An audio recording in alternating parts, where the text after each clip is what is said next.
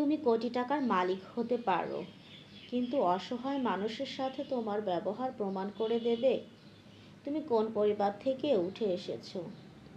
সত্যি কথা শুনতে তিতা, এতে সবার চোখ জ্বলে। মিথ্যা কথা শুনতে মধুর, এতে সবার হাতে তালি পড়ে। একদিন ঠিক হারিয়ে যাব দৃষ্টির অগোচরে, একদিন ঠিক হারিয়ে যাব তোমার ছোঁয়ার বাহিরে। আশাটা সহজ, ফিরে যাওয়াটাই কঠিন।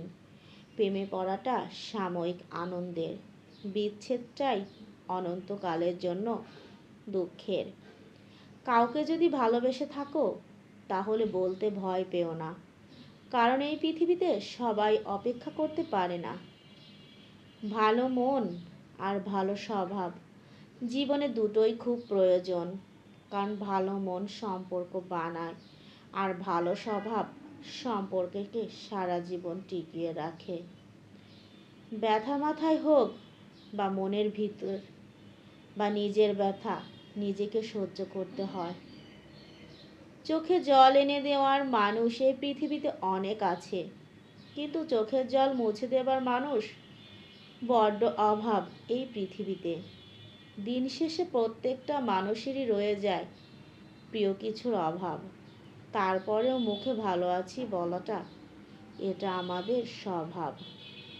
হাসি খুশি থাকা মানুষগুলো কখনো অসুস্থ হয় না, শুধু লোকের নজর লেগে যায়।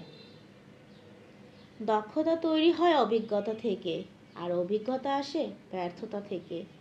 তাই ব্যর্থতা খারাপ কিছু না, এটা সাফল্যের প্রথম ধাপ। জীবনে এমনভাবে প্রতিষ্ঠা করব যেন একদিন এটা বলতে পারি, মা তোমার যেটা পছন্দ কিনে নাও, টাকা আমি দেব। জীবনে আজকের দিনে ভদ্রতার কোনো মূল্য নেই, কারণ ভদ্রতাকে সবাই দুর্বলতা মনে করে। যে মানুষটা অল্পতেই খুশি হয়, তাকে শুধু ভালোবাসা দিয়েই সুখী রাখা যায়।